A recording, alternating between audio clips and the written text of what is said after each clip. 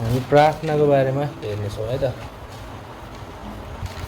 यो सरल भाषामा भन्नुपर्दाखेरि परमेश्वरसँग कुराकानी गर्नु हो है त। अनि अब यो प्रार्थनाभित्र चाहिँ विशेष गरी 4वटा कुराहरू पर्छन् है। प्रार्थनाभित्र प्रार्थनाको परिचय चाहिँ यसको परिभाषा चाहिँ परमेश्वरसँग कुरा गर्नु हो र यो भित्र विशेष गरी 4वटा कुराहरू पर्दछन् है त। 1 नम्बरमा पर्छ आराधना है, इङ्ग्लिसमा एडोरेसन भन्छ। यो भनेको चाहिँ परमेश्वरलाई प्रशंसा दिनु हो है, उहाँलाई दिनुपर्ने प्रशंसा दिनु हो। भजन सङ्ग्रह 95 को 6 मा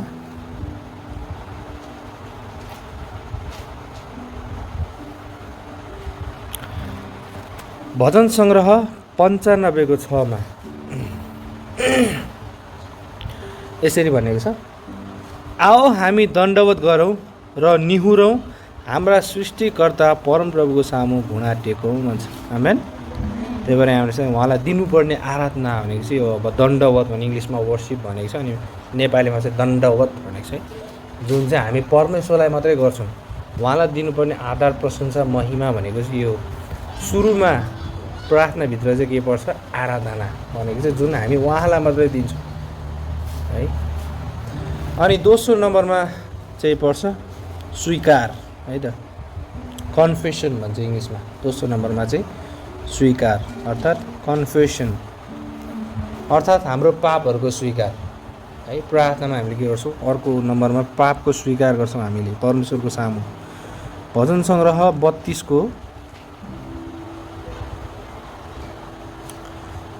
को 5 मा है त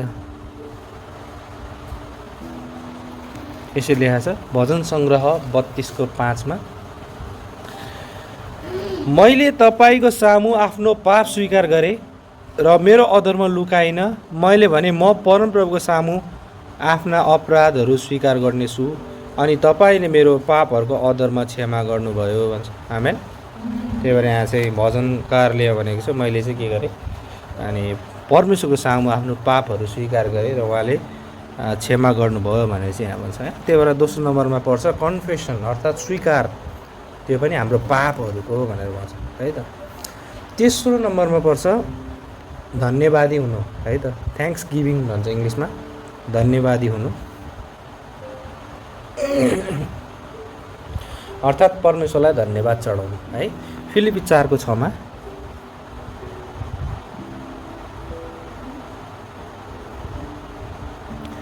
फिलिपी 4 को 6 मा यसरी लेखेको छ, कुनै कुराका निम्ति फिक्री नगर, तर हरेक कुरामा प्रार्थना र बिन्तीद्वारा तिमीहरूका मागहरू धन्यवाद साथ परमेश्वरका जाहेर होउन् भन्छ। आमेन। त्यही भएर चाहिँ कुनै कुरा फिक्री नगर, तर के गर अरे प्रार्थना र बिन्तीद्वारा सबै कुरा धन्यवाद साथ परमेश्वरमा चढाओ भन्छ। त्यही भएर हामीले प्रार्थना गर्दाखेरि हामी धन्यवादी पनि हुनु पर्यो। यो प्रार्थनाभित्र के पर्छ, धन्यवादी हुनु पनि पर्छ। र चौथो नम्बरमा पर्छ बिन्ती है, इङ्ग्लिसमा भन्छ सप्लिकेसन भन्छ, बिन्ती है त। चौथो नम्बरमा पर्छ बिन्ती भनेको अर्थ हाम्रो आवश्यकताहरू, हाम्रो जरुरतहरूको निम्ति पनि हामीले के गर्छौँ, प्रार्थनाभित्र हामीले माग्छौँ है त। पहिलो तिमोथी 2 को 1 मा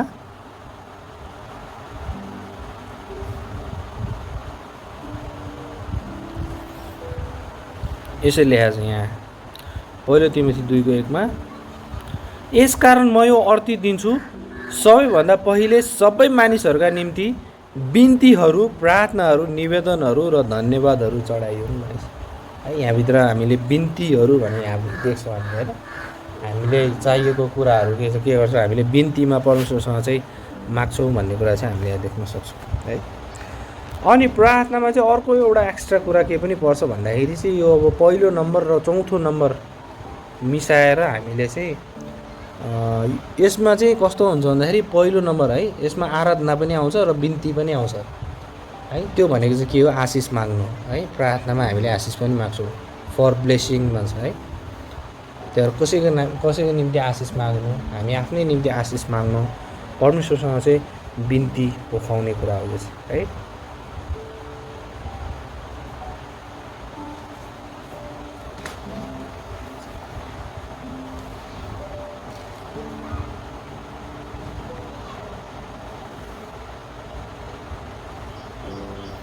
यसरी दोस्रो समुएल 7:29 भनेको छ।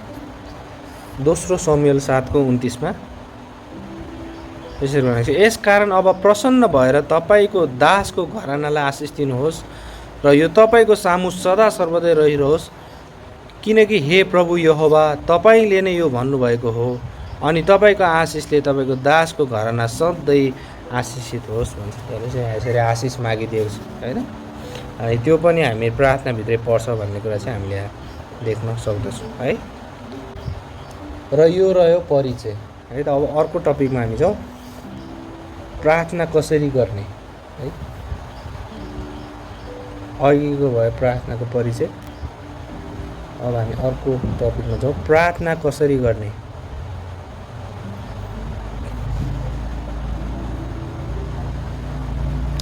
एक नम्बरमा है, एक नम्बरमा यो चाहिँ पितालाई सम्बोधन गरिन्छ है। प्रार्थना जहिले पनि हामीले पितालाई सम्बोधन गर्छौँ है प्रार्थना गर्ने बेलामा चाहिँ। एफिसी 3:14 देखि 19,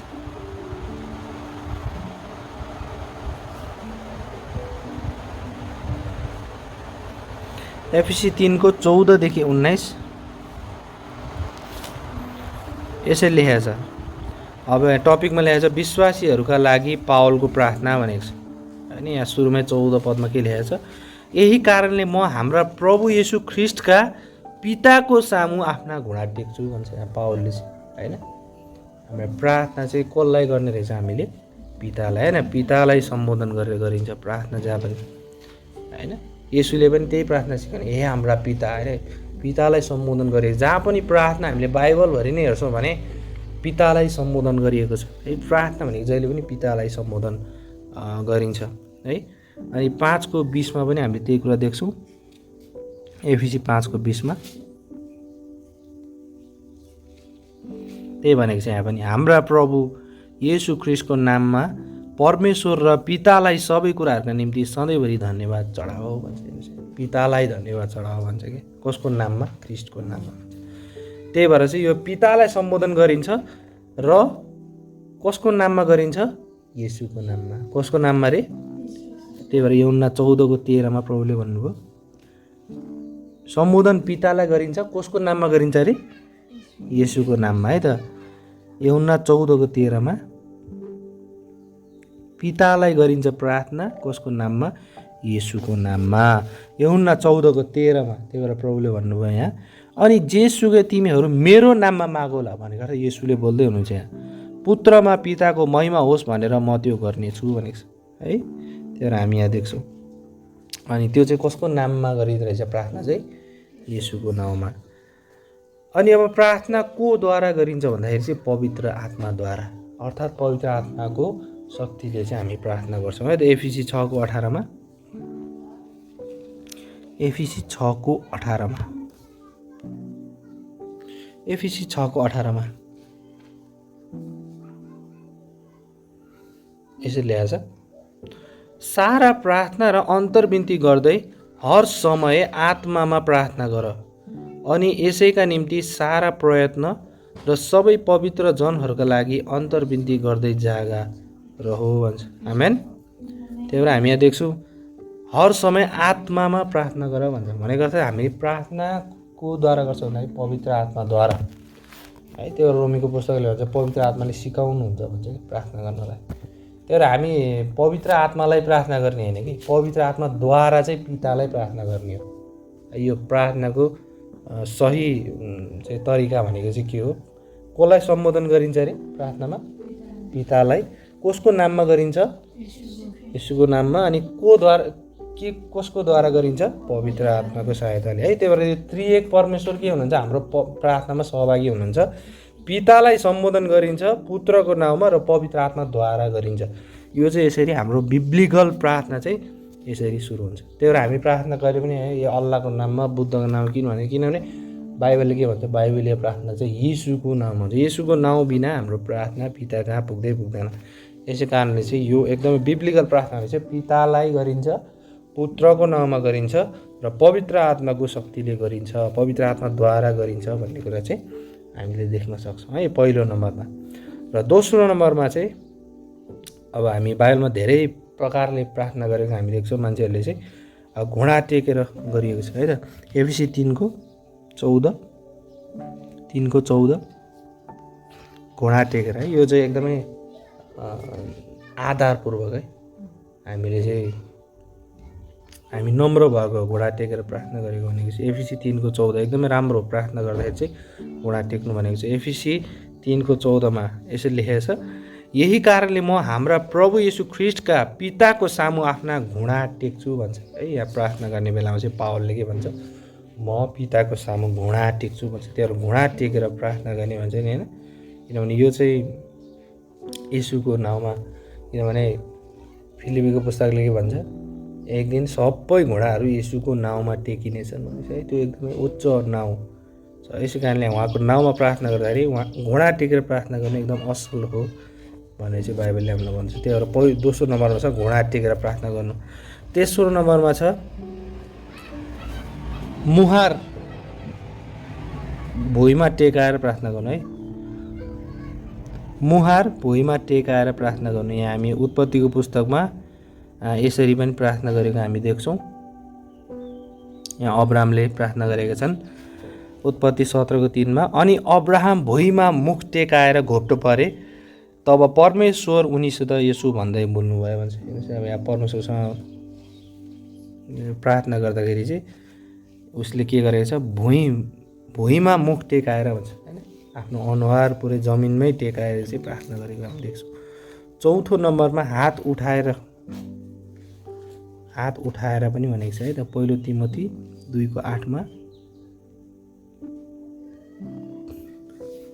हात उठाएर है त। पहिलो तिमोथी 2:8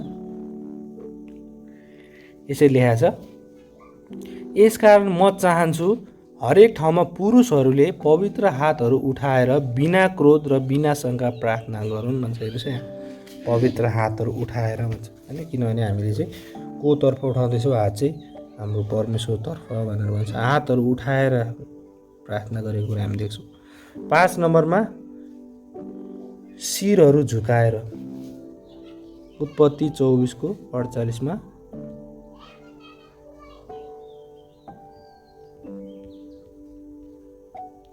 उत्पत्ति 24:48 यसै लेखेको छ, अनि मैले शिर झुकाएर परमप्रभुलाई दण्डवत गरेँ र परमप्रभु मेरा मालिक अब्राहमका परमेश्वरलाई धन्यको भने, अनि जसले मेरा मालिकलाई भाइकी छोरीलाई उहाँका छोरीका निम्ति लैजान मलाई ठिक बाटोमा डोराउनु भयो भन्छ। हेर्नुहोस् यहाँ यो व्यक्तिले चाहिँ के अरे शिर झुकाएर परमप्रभुलाई दण्डवत गरेर उहाँलाई धन्यवाद दिएको छ है, अनि उहाँलाई प्रार्थना गरेको छ यहाँ। त्यही भएर शिर झुकाएर भनेको छ यहाँ चाहिँ होइन। 6औं नम्बरमा हामी आमेन भनेर पनि हामीले प्रार्थनामा हामी सहभागी हुन सक्छौँ है त। पहिलो कोरिन्थी 14:16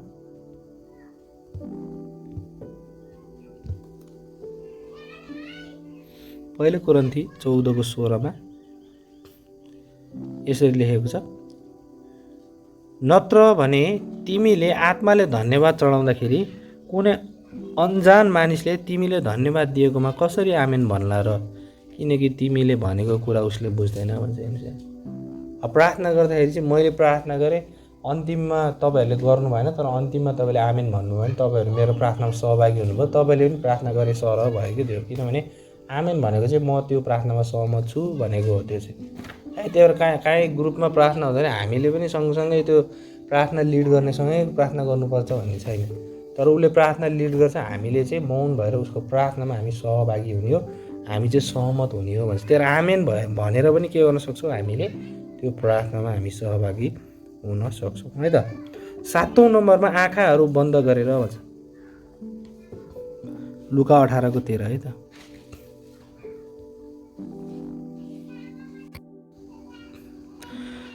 अब यहाँ दुई प्रकारले यहाँ चाहिँ प्रार्थना गरेको छ होइन। एउटा चाहिँ फारिसीले र एउटा महसुल उठाउनेले भन्छ। अनि लुका 18:13।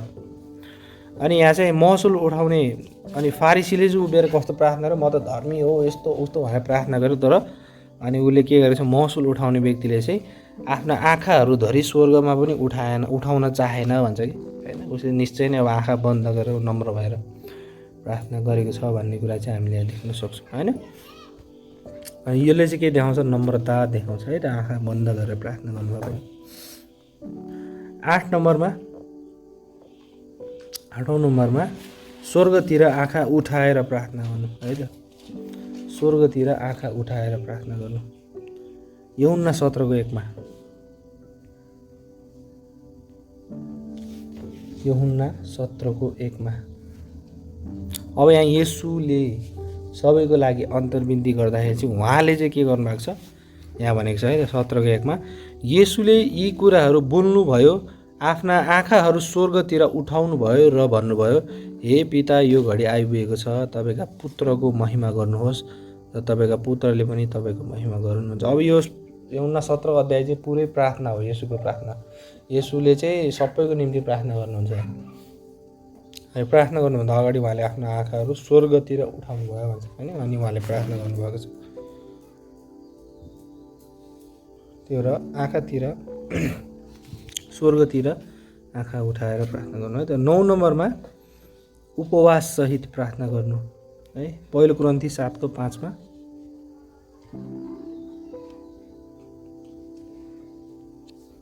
उपवास सहित प्रार्थना गर्नु है त। 1 कुरिन्थी 7:5 यसरी लेखिएको छ, उपवास र प्रार्थनामा पुरै समय दिइसक्नलाई आपसमा एक मतका भएर केही समयका लागि बाहेक एक अर्कादेखि अलग नहो, अनि फेरि एकसाथ भइहाल, नत्र शैतानले तिमीहरूलाई तिमीहरूको आत्मसम्मानको कारणले परीक्षामा पार्नेछ भन्छ। हेर्नुहोस् अब यो उपवास र प्रार्थना चाहिँ सँगसँगै आउँछ। किनभने चाहिँ प्रार्थना गर्दाखेरि हामीले शरीरको अभिलाषाहरूलाई त्याग्न सक्यौँ भने हामी अझै नजिक तरिकाले चाहिँ परमेश्वरमा हामी प्रार्थना गर्न सक्छौँ र हामीले चाहिँ धेरै परीक्षाहरूलाई परीक्षाहरूमाथि हामीले विजय पाउन सक्छौँ है त। 10 नम्बरमा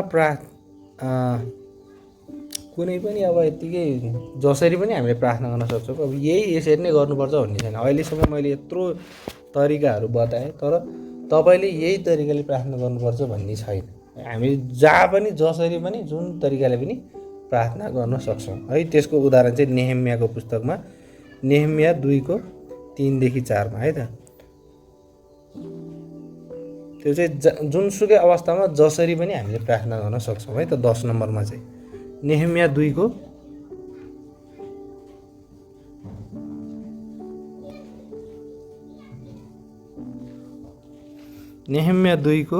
र 4 है त्यसरी लेखेको छ। अब यहाँ नेहेम्या चाहिँ राजासँग बोल्दा बोल्दा उसले प्रार्थना गर्दै खायो क्या।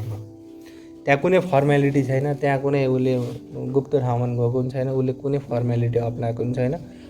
तर उसले चाहिँ बोल्दा बोल्दै के गरेको छ, डाइरेक्ट परमेश्वरलाई प्रार्थना गरेको छ है। यहाँ हामी देख्छौँ यसैले चाहिँ नेहेम्या 2:3 र 4 अनि मैले राजालाई जवाफ दिएँ, राजा सधैँ अमर रहन्, त्यो सहर मेरा पुर्खाहरूका चिहानहरूको ठाउँ उजाड भएको छ भने त्यसका मूल ढोकाहरू आगोले भस्म भएका छन् भने मेरो चेहरा किन उदास हुँदैन र? तब राजाले मलाई भने, तिम्रो निवेदन के छ त? अनि तब मैले स्वर्गका परमेश्वरलाई प्रार्थना गरेँ। अनि मैले राजालाई भने, राजालाई असल लाग्यो भने तपाईँको दृष्टिमा आफ्नो दासले कृपा पाएको छ भने तपाईँले मलाई यहुदा मेरा पिता पुर्खाहरूको चिहानको सहरमा पठाउनुहोस् र म त्यसलाई निर्माण गर्न पाऊँ भन्छ। हेर्नुहोस् अब यहाँ चाहिँ राजाले चाहिँ अब उसलाई जसको अब यो नेहेम्या चाहिँ मत टक्राउने व्यक्ति, अनि राजाले चाहिँ उसलाई निराश देखेपछि के भयो भनेर सोद्धाखेरि चाहिँ अनि अब यो चाहिँ मेरो पिता पुर्खाहरूको सहर चाहिँ उजाड भएको छ होइन, अनि किन म दुःखी हुन्न त भनेर भन्दाखेरि चाहिँ अनि यहाँ के भनेको छ, अनि राजाले चाहिँ के छ त तिम्रो इच्छा भनेर सोद्धाखेरि चाहिँ अनि उसले के भनेछ, इन्स्ट्यान्ट प्रार्थना गरेछ कि।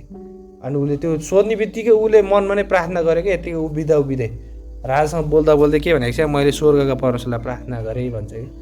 अब यहाँ चाहिँ कुनै फर्मालिटी छैन, उसले बोल्दा बोल्दै उसको मनमा आयो क्या प्रार्थना गर्नुपर्छ भन्ने आयो र उसले के गर्यो, मनमा नै परमेश्वरलाई भन्यो। भनिसकेपछि उसले के भने, राजालाई असल लाग्छ भने के त मैले तपाईँको नजरमा कृपा पाऊँ र म फेरि त्यस सहरमा जान पाऊँ र मैले त्यसलाई निर्माण गर्न पाऊँ भनेर चाहिँ उसले त्यहाँ अन्तर्विन्दी राखेको छ होइन। त्यो कारणले प्रार्थना भनेको जुनसुकै समय हामी जहाँ पनि जतिखेर पनि गर्न सक्छौँ। अनि यो घरमा बसेर पर्सनल्ली गर्नुपर्छ भन्ने कुरो होइन, त्यहीँ मात्रै गर्नुपर्छ भन्ने कुरो होइन। हामी बाटोमा हिँड्दा हिँड्दै पनि प्रार्थना गर्न सक्छौँ होइन। हामी खाना खाँदैछौँ त्यतिखेर पनि प्रार्थना गर्न पनि सक्छौँ होइन। हामी गाडीमा कतै जाँदैछौँ त्यतिखेर गाडीभित्र पनि हामी प्रार्थना गर्न सक्छौँ।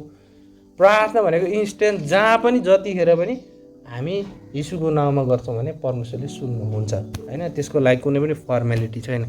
तर यो यसरी प्रार्थना गरेको छ है भनेर चाहिँ बाइबलीय तरिकाहरू चाहिँ मैले तपाईँहरूलाई देखाएको है। त तपाईँलाई जसरी सजिलो लाग्छ, जसरी असल लाग्छ, जसरी तपाईँले परमेश्वरसँग धेरै प्रार्थना गर्न सक्नुहुन्छ तपाईँले त्यसरी गर्न सक्नुहुन्छ है। त त्यहाँ हामी स्कुलमा पनि गर्न सक्छौँ, जता पनि जतिखेर जुन ठाउँमा पनि हामीले गर्न सक्छौँ है। त र अब अर्को सेक्सनमा जाउँ। कहाँ प्रार्थना गर्ने, प्रार्थना कहाँ कहाँ गर्ने, प्रार्थना कहाँ कहाँ गर्ने।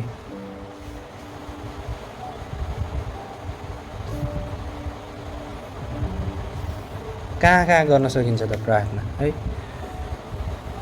पहिलो नम्बरमा एकान्तमा,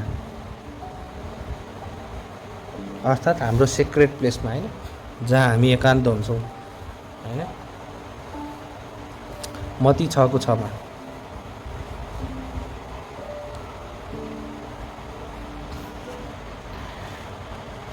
यसै लेखेको छ,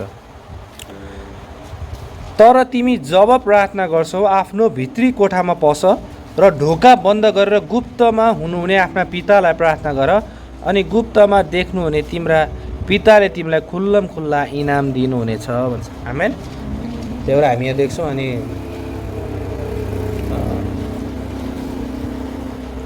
प्रभुले चाहिँ यहाँ गुप्तमा प्रार्थना गर्ने कुरा गर्नुभएको छ। अब भने गर्दा फेरि गुप्तमै मात्रै गर्ने भन्न खोजेको होइन। यहाँ चाहिँ अब यसको सन्दर्भ हामीले हेर्ने हो भने चाहिँ देखावटी प्रार्थना नगर भनेको छ कि त्यहाँ होइन। बाहिर बजारमा गएर ठुल्ठुला स्वरमा लामो लामो प्रार्थना नगर भनेको, त्यसको सन्दर्भमा चाहिँ प्रभुले यहाँ भन्दै हुनुहुन्छ होइन। त्यसरी नै गर्नुपर्छ, बाहिर गएर देखाएर सबैको अगाडि गर्नुपर्छ भन्ने छैन। तिमीले गएर गुप्तमा प्रार्थना गरे पनि उहाँले सुन्नुहुन्छ भने चाहिँ यहाँ प्रभुले सम्झाउँदै हुनुहुन्छ होइन। किनभने शास्त्री फरिसीहरू चाहिँ कस्तो मान्छे थियो, ढोङ्गीहरू क्या। एकदम हामी धेरै आत्मिक छौँ भनेर देखाउने होइन।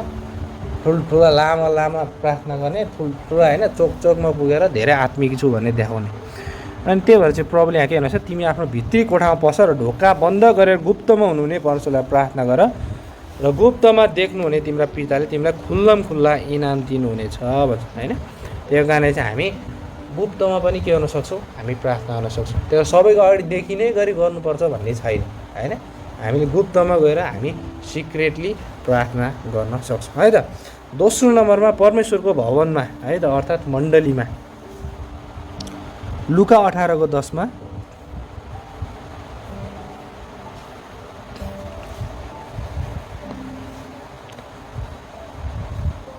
लुका 18:10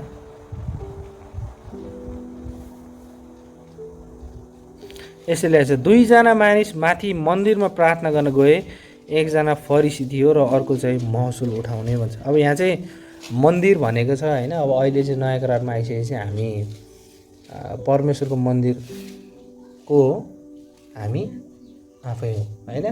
अनि हामी चाहिँ कहाँ भेला हुन्छौँ, मण्डली भवनमा होइन। अनि हामी यहाँ पनि हामीले के गर्न सक्छौँ, प्रार्थना गर्न सक्छौँ है। जसरी उनीहरू मन्दिरमा प्रार्थना गए त्यस्तै प्रार्थना गर्न गयो, त्यसै हामी पनि मण्डली भवनमा आएर पनि के गर्न सक्छौँ, प्रार्थना गर्न सक्छौँ है। त तेस्रो नम्बरमा धेरै भिडहरूको अगाडि पनि हामीले प्रार्थना गर्न सक्छौँ होइन। पहिलो राजा 8:22-53 है। त पहिलो राजा 8:22-53। अब यो चाहिँ मण्डली के अरे चाहिँ मन्दिरको समर्पण हुँदाखेरि चाहिँ सोलोमनले के गरेछ, सारा समुदायको अगाडि चाहिँ प्रार्थना गरेछ उसले होइन यहाँ। अनि त्यही भनेर तब सोलोमनले इजरायलको सम्पूर्ण समुदायको सामु, हेर्नुहोस् है, समुदायको सामु परमप्रभुको वेदीको अघिल्तिर उभिएर स्वर्गतिर आफ्ना हातहरू फैलाए। अनि उनले भने, हे परमप्रभु इजरायलका परमेश्वर, तपाईँ जस्तो अरू कुनै ईश्वर छैन। न त माथि स्वर्गमा न त तल पृथ्वीमा नै, जसले आफ्नो सम्पूर्ण हृदयले तपाईँको सामु हिँड्ने तपाईँका दासहरूसित वाचा र करुणा कायम राख्नुहुन्छ भन्छ। अब यो तल पुरै प्रार्थना हो यो, होइन। अनि यसरी चाहिँ सोलोमनले के गरेको छ, सारा समुदायको अगाडि उसले प्रार्थना गरेको छ। त्यसरी हामीले पनि के गर्न सक्छौँ, कुनै समुदायमा हामी भेला भएको छौँ काहीँ भने हामी समुदायमा गएर अगाडि उभिएर हामी प्रार्थना गर्न पनि सक्छौँ, है त। पहिलो तिमोथी 2:8मा अब जहाँसुकै हामीले प्रार्थना गर्न सक्छौँ, यही ठाउँमा मात्रै भन्ने हुँदैन, हामी संसारमा जतासुकै गएर प्रार्थना गर्नु पनि सक्छौँ, है त। पहिलो तिमोथी 2:8मा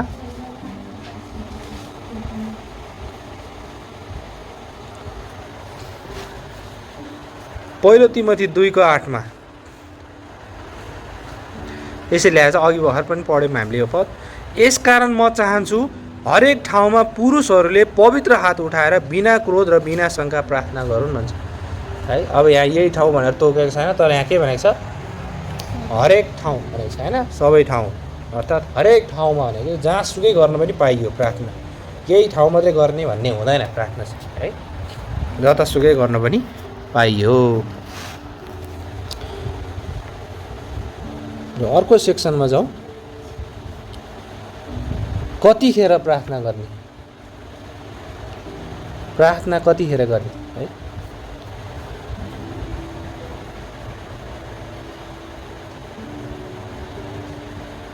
एक नम्बरमा बिहानै प्रार्थना गर्ने, है। भजन सङ्ग्रह 5:3 बिहानै।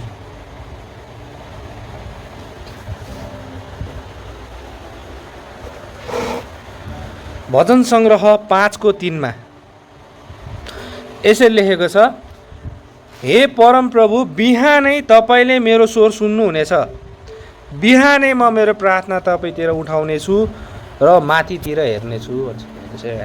दाउदले के भन्छ, बिहानै म प्रार्थना गर्छु भन्छ, होइन। हामीले बिहान प्रार्थना गर्न सक्छौँ। दोस्रो नम्बरमा मध्य दिनमा र बेलुकी, है त। भजन सङ्ग्रह 55:17 मध्य दिनमा र बेलुकी, है त। यसैले आछ, बेलुका बिहान र मध्य दिनमा म प्रार्थना गर्नेछु र बिलौना गर्नेछु, अनि उहाँले मेरो स्वर सुन्नुहुनेछ भन्छ। आमेन। त्यही भएर हामी देख्छौँ बेलुकी बिहान र मध्य दिनमा भनेको छ, 3 समय तोकेको छ, है। अनि तेस्रो नम्बरमा दैनिक, अर्थात् दिनभरि वा दैनिक। भजन सङ्ग्रह 86:3 भजन सङ्ग्रह 86:3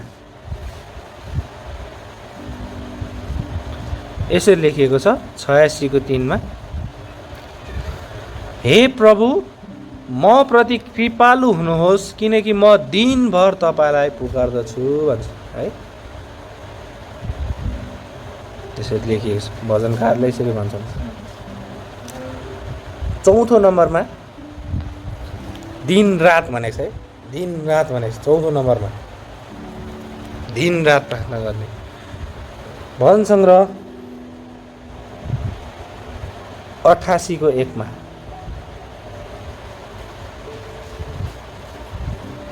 यसरी भन्दछ, हे परमप्रभु मेरा उद्धारकका परमेश्वर, दिन रात मैले तपाईँको सामु दुहाई गरेको छु भन्छ। हेर्नुहोस् यहाँ दिन रात भन्छ, है। दिन रात दुहाई गरेको छु भन्छ, है। अनि 5औं नम्बरमा जतिखेर पनि पाइयो, जतिखेर गए पनि पाइयो। बिहान मात्रै भन्नु पनि मिलेन, बेलुका मात्रै भन्नु पनि मिलेन, दिनभरि मात्रै, दिन रात भन्नु पनि मिलेन, जतिखेर जति समय गरे पनि पाइयो, है। यतिखेरै गर्नुपर्छ भन्ने पनि छैन प्रार्थना, है, कुनै नियम छैन। तर लुका 18:1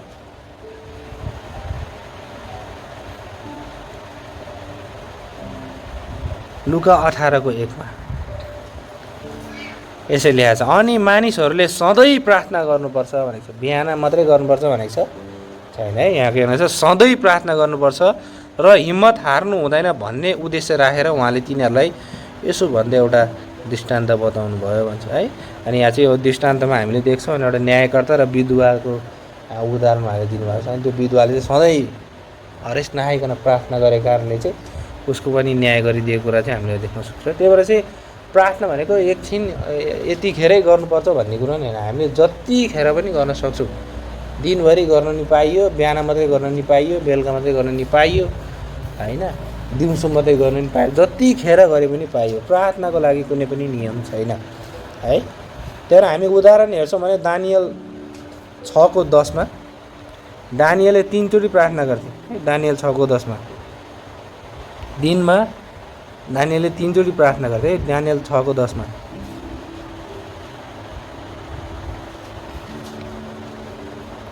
यसरी लेखेको छ। अनि त्यस लेखामा हस्ताक्षर गरियो भन्ने कुरा जब दानियलले थाहा पाए तब उनी आफ्नो घरभित्र गए अनि उनका झ्यालहरू यरुशलेमतिर खुला रहेका उनको कौसी कोठामा उनले दिनमा 3 पल्ट आफ्नो घुँडा टेकेर पहिलेदेखि गरे चाहिँ आफ्ना परमेश्वर सामु प्रार्थना गरे र धन्यवाद चढाए भन्ने। दानियलले के गर्थ्यो? 3 पटक प्रार्थना गर्थ्यो यरुशलेमतर्फ फर्केर है। अनि यहाँ दानियल जस्तो व्यक्ति हामीले देख्न सक्छौँ होइन। भजन सङ्ग्रहमा पनि हामीले पढ्यौँ होइन। दाउदले पनि के गर्थ्यो? दिनरात तपाईँलाई दुहाइ गरेको छु भन्छ, कहिले बिहानै गरेको छु भन्छ होइन, कहिले राति गरेको छु भन्छ।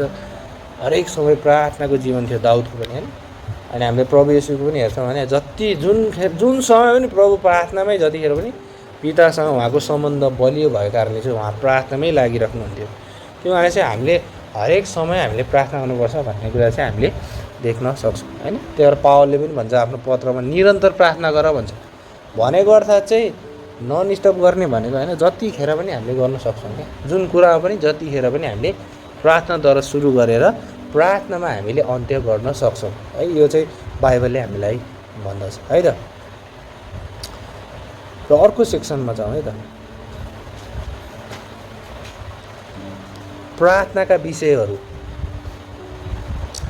अब कति समय हामीलाई लाग्छ के को लागि प्रार्थना गर्ने हो, मैले त प्रार्थना गर्नै आउँदैन भन्ने सोच्छौँ होला होइन। कति समय हामी 5 मिनट पनि गर्दैन होला प्रार्थना होइन। ओ प्रभु धन्यवाद भनेर पुग्लकै निदाइहाल्छ होला होइन। अनि त्यहाँपछि चाहिँ अब यो कति समय हामीलाई त्यो विषयहरू थाहा नभएको कारणले हामीलाई त्यस्तो हुन्छ होइन।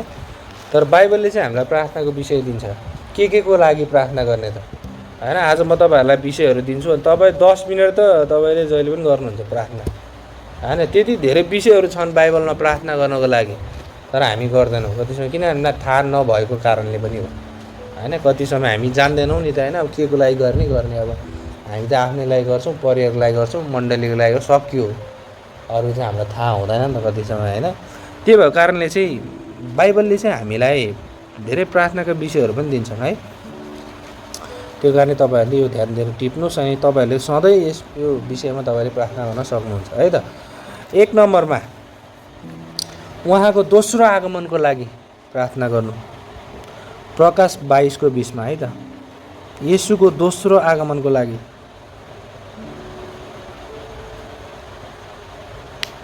अब यो किन महत्त्वपूर्ण छ भन्दाखेरि चाहिँ किनभने बाइबलको सबसे अन्तिम प्रार्थना भनेकै यही हो है। सबसे अन्तिम प्रार्थना बाइबलमा सबैभन्दा अन्तिम प्रार्थना भनेकै यही प्रार्थना हो। यसै लेखेको छ प्रकाश 22:20 यी कुराहरूको गवाही दिनुहुनेले भन्नुहुन्छ साँच्चै नै म चाँडै आउँदैछु भन्छ। आमेन। अब यहाँ चाहिँ आमेन भनेको छ कि यो चाहिँ यूहन्नाले चाहिँ यो प्रार्थनामा सहमति जनाएको हो। यो चाहिँ प्रभुले चाहिँ म चाँडै आउँदैछु भन्दाखेरि चाहिँ यूहन्नाले के भन्छन्? आमेन ज्यू आउनुहोस् हे प्रभु भनेर उसले पनि प्रार्थना गर्छ क्या होइन। प्रभु आउनुहोस् आमेन भनेर भन्छ, उसले भन्छ। अनि यो चाहिँ अन्तिम बाइबलको अन्तिम प्रार्थना भनेको चाहिँ येशूको आगमनको बारेमा हो। तर हामीले पनि यो प्रार्थना चाहिँ हामीले दोहोऱ्याउनुपर्छ, किन हामी यो दुष्ट संसारबाट जान चाहँदैनौँ र कि यही बसिरहन चाहन्छौँ? हामीलाई यहीँ बसिरहन मन लाग्यो कि येशूसँग हुन मन लाग्यो?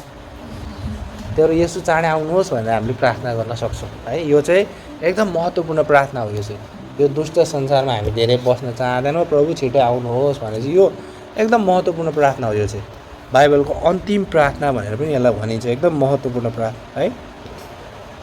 दोस्रो नम्बरमा हामीले बिरामीहरूको लागि पनि प्रार्थना गर्न सक्छौँ। याकुब 5:13-15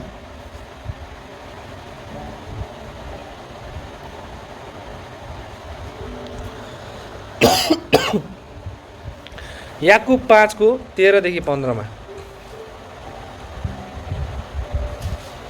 यसै लेखेको छ, के तिमीहरूमा कसैले कष्ट पाएको छ उसले प्रार्थना गरोस्, के कोही आनन्दित छ उसले भजन गाओस्, के तिमीहरूको बिचमा कोही बिरामी छ उसले मण्डलीका प्राचीनहरूलाई बोलाओस् र उनीहरूले प्रभुको नाममा उसलाई तेल घसेर उसका निम्ति प्रार्थना गरून्। अनि विश्वासको प्रार्थनाले बिरामीलाई बचाउनेछ र प्रभुले उसलाई उठाउनुहुनेछ। अनि यदि उसले पापहरू गरेका भए तापनि उसलाई ती पापहरू क्षमा हुनेछन् भन्छ। आमेन। त्यही भएर हामी देख्छौँ अनि बिरामीहरूको लागि पनि गर भनेको छ होइन। त्यही भएर दोस्रो नम्बरमा चाहिँ हामीले बिरामीहरूको लागि पनि प्रार्थना गर्न सक्छौँ होइन। कोही बिरामी छ हाम्रो विश्वासी दाजुभाइ दिदीबहिनी आफन्त इष्टमित्रहरू, हामीले उहाँको लागि प्रार्थना गर्न सक्छौँ है। त दोस्रो नम्बरमा बिरामीहरूको लागि प्रार्थना गर्ने। तेस्रो नम्बरमा हाम्रो देशका उच्च ओहदामा रहने व्यक्तिहरूको लागि प्रार्थना गर्ने है। पहिलो तिमोथी 2को 1 र 2। पहिलो तिमोथी 2को 1 र 2 त्यहाँ चाहिँ सबैका निम्ति प्रार्थना चढाओ भनेको छ। यहाँ चाहिँ यसरी लेखा छ 1 र 2मा, यसकारण म यो अर्ती दिन्छु सबैभन्दा पहिले सबै मानिसहरूको निम्ति बिन्तीहरू, प्रार्थनाहरू, निवेदनहरू र धन्यवादहरू चढाइन् भन्छ। अनि यहाँ 2 पदमा भनेको छ सारा भक्ति र इमान्दारितामा शान्ति र चैनको जीवन बिताउन सकौँ भनेर राजाहरू र सबै उच्च अधिकारीहरूको निम्ति चढाउन् भन्छ। आमेन। त्यही भएर हामीले पनि एउटा असल हाम्रो उच्च ओहदामा रहने व्यक्तिहरूलाई प्रार्थना गर्नुपर्छ होइन। यहाँ अहिले फेरि प्रकारले सुसमाचार सुनाउनु दियो, जहाँ पनि सङ्गति गर्न दियो भने हामीलाई कति राम्रो लाग्छ नि होइन। हो त्यस्तो खाले नेता आफ्नो प्रभु हामीले प्रार्थना गर्न सक्छ होइन। त्यसरी चाहिँ यो किनभने यहाँ के भनेको छ, चैनको जीवन बिताउन सकौँ भनेर राजाहरू र सबै उच्च अहदारीहरूका निम्ति चढाइ हुन् भन्छ कि प्रार्थनाहरू होइन। अनि भक्ति, इमान्दारिता, शान्ति र चैनको जीवनको लागि भन्छ है। त्यही भएर हामीले उच्च ओहदामा रहने व्यक्तिहरूलाई पनि प्रार्थना गर्न सक्छौँ होइन। किनभने भ्रष्ट व्यक्ति आयो भने त कसरी शान्तिमा जीवन बिताउने होइन। अनि जीवन चाहिँ एकदमै उजाड हुन्छ। त्यो कारणले चाहिँ यो कुरा देख्न सक्छौँ होइन हामीले। चौथो नम्बरमा लामो आयुको लागि प्रार्थना गर्नु।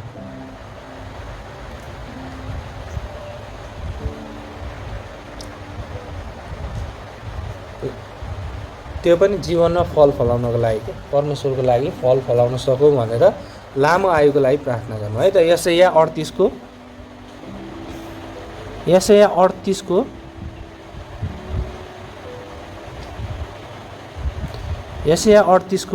1 देखि 5मा है। त लामो आयुको लागि है। किन भन्दाखेरि चाहिँ प्रभुको लागि फल फलाउन सकौँ भनेर है त प्रार्थना गर्न सक्छौँ हामीले लामो आयुको लागि।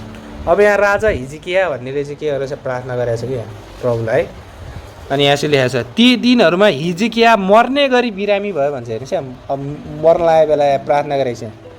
अनि आमोसका छोरा यसैया तिनी कहाँ आए र तिनलाई भने परमप्रभु यसो भन्नुहुन्छ, आफ्नो घरानाको व्यवस्था मिलाऊ किनकि तिमी मर्ने छौ, तिमी बाँच्ने छैनौ भनेको छ यहाँ हेर्नुहोस्। अब अगमवक्ता आएर के भन्यो हिजकियालाई, अब तिमी चाहिँ मर्छौ भनेर यहाँ भन्यो होइन। तिमी अब मर्छौ बाँच्ने छैनौ भनेर उसलाई सुनायो अगमवक्ताले। तर यहाँ के गर्यो हिजकियाले, तब हिजकियाले आफ्नो मुख भित्तापट्टि फर्काएर परमप्रभुलाई प्रार्थना गरे भन्छ हेर्नुहोस्। यहाँ अब मर्ने कुरा सुनेर उसले प्रार्थना गरे परमेश्वरलाई। अनि यहाँ भने र भने हे परमप्रभु म तपाईँलाई बिन्ती गर्छु, तपाईँको सामु कसरी सत्यतामा र सिद्ध हृदयले हिँडेर म तपाईँको दृष्टिमा जे असल छ त्यही गरेको छु सो सम्झना गर्नुहोस्। अनि हिजकिया धुरु रोए। तब परमप्रभुको यसो भन्ने वचन आयो, जाऊ हिजकिया भनिदेऊ परमप्रभु तिम्रा पिता दाउदका परमेश्वर यसो भन्नुहुन्छ, मैले तिम्रो प्रार्थना सुनेको छु र तिम्रा आँसु देखेको छु। हेर म तिम्रो आयु 15 वर्ष थपिदिनेछु भन्छ। आमेन।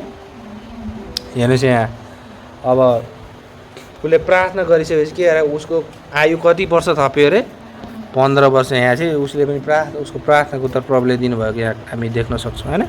कसरी चाहिँ तपाईँको सामुमा सत्यतामा सिद्ध र हृदयले हिँडेर मैले तपाईँको दृष्टिमा जे असल छ त्यही गरेको छु सम्झना गर्नुहोस्। त्यही हामीले चाहिँ उहाँको निम्ति फल फलाउनको लागि, उहाँको निम्ति असल जीवन यदि हामी जिउँछौँ भने उहाँले प्रभुले के गरिदिनुहुन्छ, हामीलाई पनि आयुहरू थपिदिनुहुनेछ। अनि हामीले त्यसको लागि पनि के गर्न सक्छौँ, हामीले प्रार्थना गर्न सक्छौँ होइन। हे प्रभु, तपाईँको निम्ति म जिउन सकौँ, तपाईँकै महिमाको लागि, तपाईँको लागि फल फलाउनको लागि प्रभु मलाई धेरै आइदिनुहोस् भनेर चाहिँ हामीले यस्तो प्रकारले उहाँको इच्छामा माग्यो भने चाहिँ प्रभुले के गर्नुहुन्छ, हामीलाई लामो आयु दिनुहुनेछ है त।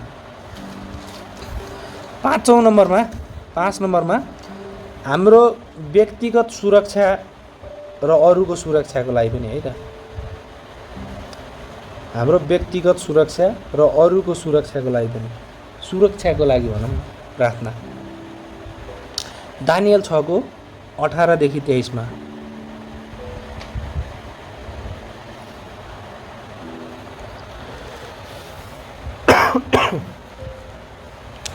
दानियल 6:18देखि 23मा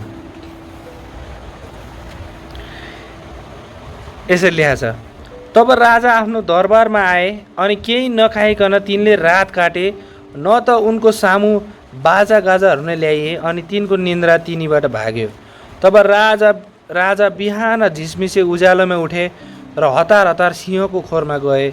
अनि जब तिनी त्यस खोरको नजिक आइपुगे तब तिनले शोकले भरिएको स्वरमा दानियललाई पुकारे। अनि राजा बोले र दानियललाई भने, हे जीवित परमेश्वरका दास दानियल, के तिम्रा परमेश्वरले जसको सेवा तिमी निरन्तर गरिरहन्छौ तिमीलाई सिंहहरूबाट छुटाउन सक्नु भएको छ? कतिसम्म भने मैले 23सम्म। तब दानियलले राजालाई भने, राजा अमर रहून्, मेरा परमेश्वरले आफ्ना स्वर्गदूत पठाउनु भएको छ र सिंहहरूका मुख बन्द गर्नुभएको छ अनि तिनीहरूले मेरो हानि गरेका छैनन्, किनकि उहाँको दृष्टिमा ममा निर्दोषता पाइयो अनि तपाईँको दृष्टिमा पनि हे राजा मैले कुनै हानि गरेको छैन। तब उनको कारणले राजा साह्रै आनन्दित भए अनि तिनीहरूलाई दानियललाई खोरबाट बाहिर निकाल भन्ने आज्ञा गरे। तब दानियलको खोरबाट बाहिर निकालिए अनि उनमा कुनै किसिमको हानि पाइएन, किनकि उनले आफ्ना परमेश्वरमाथि विश्वास राखेका थिए भन्छ। आमेन। हेर्नुहोस्, अब दानियललाई चाहिँ कहाँ हालिएको थियो? सिंहको खोरमा हालिएको थियो। अनि दानियलको प्रार्थनाद्वारा, उसको विश्वासद्वारा चाहिँ अनि परमेश्वरले के गर्नुभयो, आफ्ना दूतहरू पठाएर चाहिँ त्यो सिंहको मुख चाहिँ थुनिदिनु भयो भनेर चाहिँ यहाँ अनि भनेको कुरा चाहिँ हामीले यहाँ पाउन सक्छौँ होइन। त्यही भएर हामीले पनि परमेश्वरलाई प्रार्थना गर्छौँ भने परमेश्वरले पनि के गर्नुहुन्छ, हाम्रो सुरक्षा गर्नुहुनेछ भनेर चाहिँ बाइबलले हामीलाई भन्दछ है त। अब 6औं नम्बरमा बुद्धि र समशक्तिको लागि, बुद्धि र समशक्तिको लागि प्रार्थना गर्नु।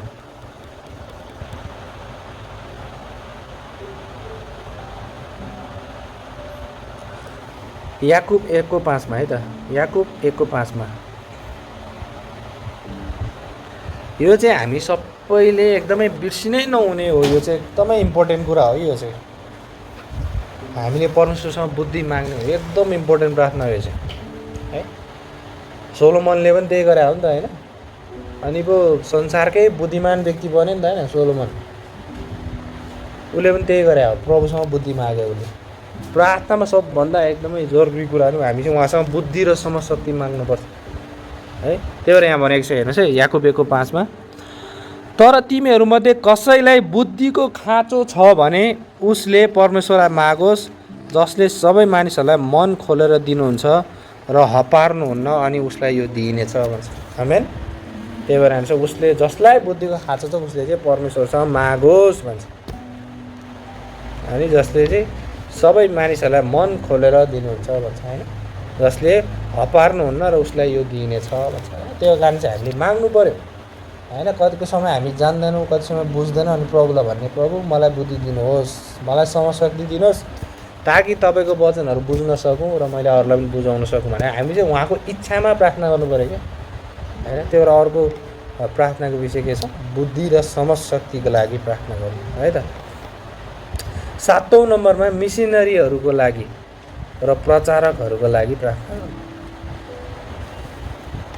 मिसनरी, प्रचारक, सेवक हामीले जे भन्न पनि सकियो होइन, जसले चाहिँ प्रभुको सेवा गर्छन् है। टाढा टाढा जान्छन्, आफ्नो घर ठाउँ सबै मानिसहरू छोडेर प्रभुको निम्ति धेरै बिरानो देशमा बिरानो ठाउँहरूमा प्रभुको सेवा गर्न जान्छ, उनीहरूको लागि प्रार्थना गर्नु है त। लुका 10:2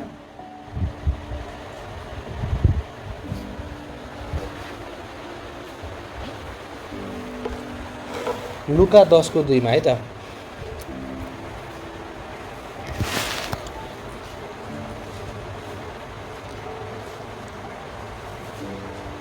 यसै लेखेको छ, यसकारण उहाँले तिनीहरूलाई भन्नुभयो, साँच्चै नै फसल प्रशस्त छ तर खेतालाहरू थोरै छन्, यसकारण फसलका प्रभुलाई आफ्नो फसलमा खेताला पठाइदिउन् भनी प्रार्थना गर भन्छ। आमेन। त्यो चाहिँ हेर्नुहोस् है, फसल चाहिँ प्रशस्त छ तर खेतालाहरू कम छन् भनेर है। पुग्नुपर्ने धेरै छ ठाउँ, सुनाउनु पर्ने ठाउँ धेरै छ होइन, त्यहाँ कटानी गर्नुपर्ने ठाउँ पनि धेरै छ, तर सुसमाचार सुनाउने व्यक्ति, प्रभुको सेवा गर्ने व्यक्तिहरू चाहिँ थोरै छन्। तर त्यसको लागि प्रार्थना गर भनेर चाहिँ यहाँ के गरेको छ, प्रभुले यहाँ सिकाउँदै हुनुहुन्छ होइन। त्यही भएर चाहिँ यहाँ 70 जना त्यसकै अघिल्लो पदमा यहाँ 70 जना नियुक्त गरेर के गर्नुभएको छ, उहाँले त्यो प्रार्थनाको लागि उहाँले भन्नुभएको छ होइन। त्यसो कारण उनीहरूको निम्ति प्रार्थना गर भनेर चाहिँ यहाँ प्रभुले भन्दै हुनुहुन्छ है। 8औं नम्बरमा आनन्द र सान्त्वनाको लागि प्रार्थना गर्नु है। 8 नम्बरमा सान्त्वनाको लागि प्रार्थना गर्नु। याकुब 5:13 हामी कष्टमा हुँदा, दुःखमा हुँदा प्रभु मलाई आनन्द दिनुहोस् होइन, मलाई चाहिँ सान्त्वना दिनुहोस् भनेर हामीले प्रार्थना गर्न सक्छौँ है। त्यही भएर भने चाहिँ याकुब 5:13 भनेको छ यहाँ, के तिमीहरू कसैले कष्ट पाएको छ उसले प्रार्थना गरोस् भन्छ है। कष्टमा हुँदा हामीले के गर्नुपर्ने छ, प्रार्थना गर्नुपर्ने छ। त्यही भएर यहाँ भनेको छ होइन, कष्टमा हुँदाखेरि चाहिँ हामीले के को लागि प्रार्थना गर्ने, हामी आनन्दित हुन सकौँ, हामी प्रभु हामीलाई सान्त्वना दिनुहोस् हामीलाई भनेर चाहिँ हामीले प्रार्थना गर्न सक्छौँ है त। त्यही भएर सान्त्वनाको लागि र आनन्दको लागि पनि हामीले प्रार्थना गर्न सक्छौँ है त। 9 नम्बरमा हाम्रो आत्मिक वृद्धिको लागि प्रार्थना गर्ने। आत्मिक वृद्धिको लागि प्रार्थना गर्ने। 2 थेसलोनिकी 1:11 र 12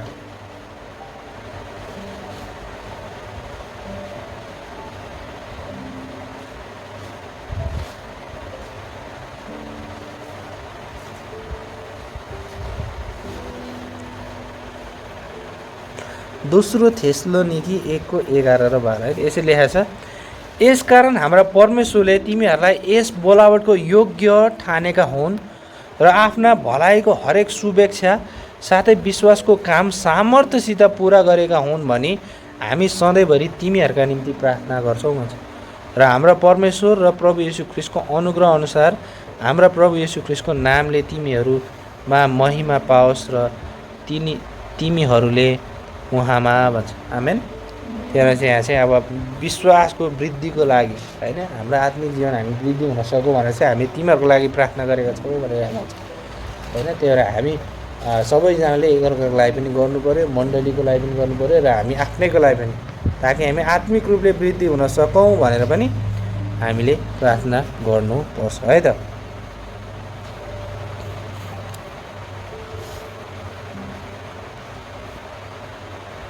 दस नम्बरमा मानिसहरूले सुसमाचार पाउन सकोस् भनेर पनि प्रार्थना गर्नुपर्छ है त।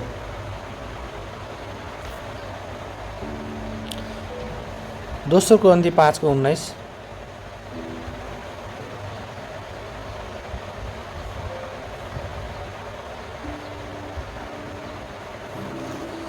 19 र 20 है त्यसरी लेखेको छ। 18बाटै पढौँ न त है, 18, 19, 20 यसरी लेखेको छ। अनि सबै कुराहरू परमेश्वरबाटका हुन् जसले येशू ख्रीष्टद्वारा आफूसँग हाम्रो मिलाप गराउनु भएको छ र हामीलाई मिलापको सेवा दिनुभएको छ भन्छ। अनि यहाँ भनेको छ, अर्थात् परमेश्वरले ख्रीष्टमा भइकन आफूसित संसारको मिलाप गराउनु भयो र तिनीहरूसित तिनीहरूका अपराधहरूको हिसाब लिनु भएन र हामीलाई मिलापको वचन सुम्पिनु भएको छ र यसकारण अब हामी ख्रीष्टका राजदूतहरू हौँ मानव परमेश्वरले हामीद्वारा बिन्ती गरिरहनु भएको छ, हामी ख्रिस्टको सट्टामा बिन्ती गर्छौँ, परमेश्वरसँग मिलाप गर भन्छ। आमेन। त्यही भएर यहाँ भनेको छ। अनि परमेश्वरले चाहिँ हामीलाई के को सेवा दिनुभएको छ अरे? मिलापको सेवा। के को सेवा अरे? हो। त्यही भएर चाहिँ आज हाम्रो काम के हो भन्दाखेरि चाहिँ अरूलाई चाहिँ परमेश्वरसँग मिलाप गराइदिने काम चाहिँ हाम्रो हो। त्यो मिलापको सेवा चाहिँ उहाँले हामीलाई दिनु। अब येशू ख्रिस्ट हुँदाखेरि उहाँले के गर्नुभयो? त्यो सेवा उहाँले गर्नुभयो र त्यो सेवा उहाँले हामीलाई सुम्पेर जानुभएको छ। त्यही भएर यहाँ भनेको छ। अनि हामीलाई मिलापको वचन सुम्पिनु भएको छ भन्छ। अनि 20 पदमा के भनेको छ? हामी ख्रिस्टका राजदूतहरू हौँ भन्छ कि, अर्थात् प्रतिनिधि भनेको त्यो चाहिँ होइन। जस्तै हाम्रो नेपालको एम्बेसेडर गएर कहाँ उता युएसएमा नि बस्या हुन्छ। किन बस्या हुन्छ? किनभने यो नेपाल देशको प्रतिनिधित्व गर्नको लागि होइन, त्यहाँ भएका मानिसहरूको लागि चाहिँ ऊ त्यहाँ गएर बसेको हुन्छ होइन। त्यही कारणले त्यस्तै हामी स्वर्गको प्रतिनिधित्व गर्ने मान्छे हो नि त। स्वर्गको एम्बेसेडरहरू हो हामी चाहिँ, स्वर्गको राजदूतहरू हामी चाहिँ हो। र हामीले परमेश्वरको प्रतिनिधित्व गर्छौँ। अनि सुसमाचार सुनाउने काम चाहिँ कसको हो? आज तपाईँ हामीहरूको हो।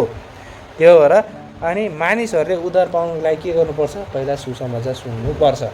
त्यसै कारणले चाहिँ धेरै मानिसहरूको सामु चाहिँ सुसमाचार पुग्न सकोस् भनेर पनि हामीले प्रार्थना गर्नुपर्छ है। त्यहाँ धेरै मान्छेलाई यसलाई चुन्नुहोस्, त्यसलाई पनि चुनिदिनुहोस् प्रभु, त्यसलाई नि उद्धार दिनुहोस् भन्छ होइन। तर त्यसरी दिनुहुन्न प्रभुले उद्धार है।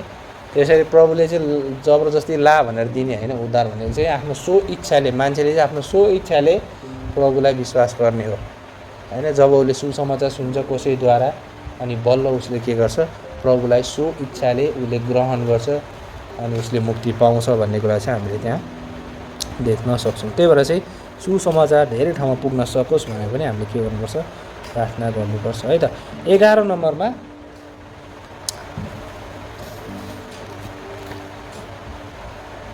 हामी परीक्षामा नपरौँ भनेर प्रार्थना गर्नुपर्छ है त। लुका 22:40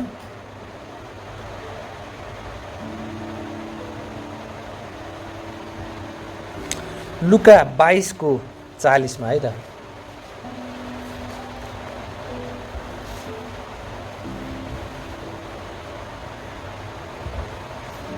यसरी यहाँ प्रभुले भन्नुहुन्छ, यो गेत्सेमनीको बगैँचामा अब प्रभु र आफ्ना चेलाहरू प्रार्थना गर्दै गर्नु हुँदाखेरि प्रभुले यहाँ भन्नुहुन्छ, अनि त्यस ठाउँमा पुगेपछि उहाँले तिनीहरूलाई भन्नुभयो, परीक्षामा नपर्नका निम्ति प्रार्थना गर भन्छ। हामीले पनि त्यसरी प्रार्थना गर, म परीक्षामा पर्न नपरोस् भनेर हामी प्रार्थना गर्नुपर्छ है। कति समय हामी पढ्छौँ तर त्यस्तो परीक्षामा पर्नु नपरोस् भनेर पनि के गर्नुपर्छ? हामीले प्रार्थना गर्नुपर्छ है त। 12 नम्बरमा हाम्रो यात्राको लागि है त, सफल यात्राको लागि प्रार्थना गर्न सक्छौँ। रोमी 1:10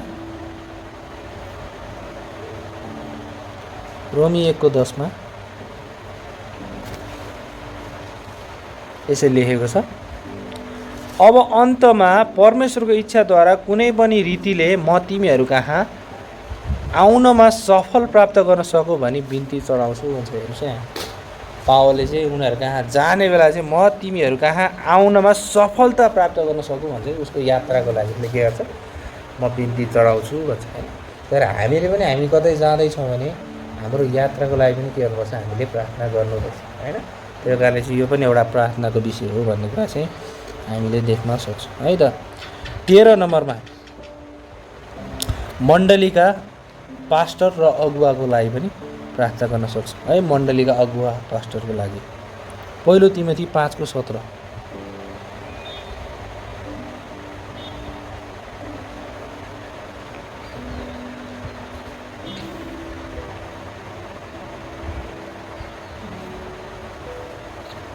त्यही भएर यहाँ भनेको छ, जुन प्राचीनहरू राम्ररी शासन गर्दछन् उनीहरू 2 गुणा आदरका योग्य मानिहुन्, विशेष गरी उनीहरू जसले वचन र शिक्षामा परिश्रम गर्दछन् भन्छ। आमेन। अब यहाँ उनीहरू चाहिँ 2 गुणा आधार योग्यका हुन्छन् भनेछ। विशेष गरी को त अझै वचन र शिक्षा दिनेहरू भन्छ होइन।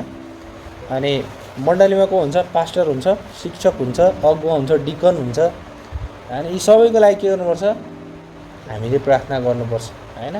जस्तै मेरो लागि पनि तपाईँहरूले प्रार्थना गर्नु, किनभने यो मण्डलीको एउटा अगुवा अर्थात् एउटा शिक्षक चाहिँ म हुँ हैन। यसै कारणले चाहिँ हामीले जहिले पनि के गर्नुपर्छ, मण्डलीको पास्टर अगुवा सबैको लागि के गर्नुपर्छ, प्रार्थना गर्नुपर्छ। किनभने यो मण्डलीमा जिम्मेवारी बोकेर काम गर्ने व्यक्तिहरू उहाँ चाहिँ, त्यही उहाँहरूको लागि सबै अवस्थाहरूमा के गर्नुपर्छ, तपाईँ हामीले प्रार्थना गर्नुपर्छ हैन। त्यसै कारणले चाहिँ मण्डलीका अगुवा पास्टर र लिडरको लागि पनि हामीले प्रार्थना गर्नुपर्छ। त्यही भएर 2 गुणा आधार योग्य मानिहुन् भनेको चाहिँ अब आधार गर्ने व्यक्तिको लागि के गर्नु पऱ्यो, हामीले प्रार्थना गर्नु पऱ्यो है त। र 14 नम्बरमा अन्तिम एउटा 14 नम्बरमा हामीले आफ्नो शत्रुहरूको लागि पनि प्रार्थना गर्नुपर्छ है त। मत्ती 5:44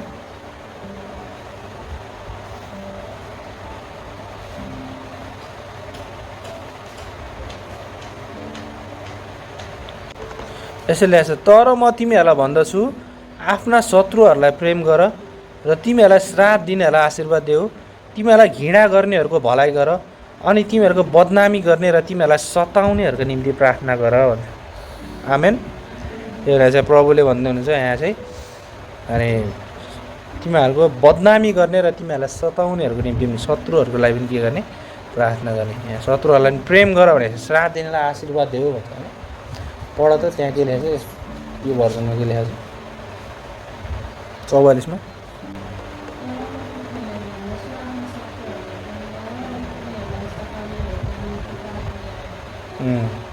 त्यति मात्रै भनेको रहेछ होइन। यहाँ चाहिँ अझै एक्स्ट्रा के भनेको छ, तिमीहरूलाई श्राप दिनेहरूलाई आशीर्वाद दियो भनेको छ, त्यो भनेको छैन होइन। अर्को के भनेको छ, तिमीहरूलाई घृणा गर्नेहरूलाई भलाइ गर भनेको छ, त्यो भनेको छैन है। कति कुरो हटाइरहेको छ है नयाँ भर्जनको बाइबलले। त्यही भएर चाहिँ अनि तिमीहरूको बदनामी गर्ने र सताउनेहरूको निम्ति प्रार्थना गर भन्छ होइन। त्यही भएर चाहिँ प्रभुले हामीलाई यो कुरा सिकाउँदै हुनुहुन्छ। त्यही भएर हामीले शत्रुहरूको लागि पनि प्रार्थना, हाम्रो प्रार्थनामा जहिले पनि हामीले उनीहरूलाई नराम्रो भन्नुभन्दा उनीहरूको निम्ति पनि हामीले प्रार्थना गर्नुपर्छ होइन। उसले पनि प्रभु तपाईँलाई चिनोस्, तपाईँको सुसमाचार उबाट पनि पुगोस् भनेर हामीले प्रार्थना गर्नुपर्छ है त।